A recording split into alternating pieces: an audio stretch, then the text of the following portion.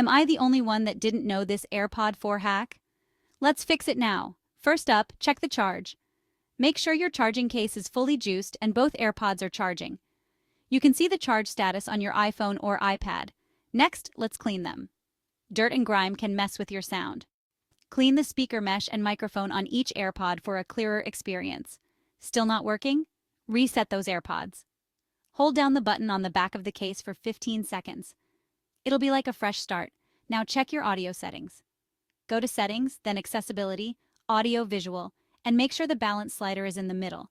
If that doesn't help, try repairing your AirPods. Just remove them from Bluetooth and add them back. Toggle Bluetooth on and off.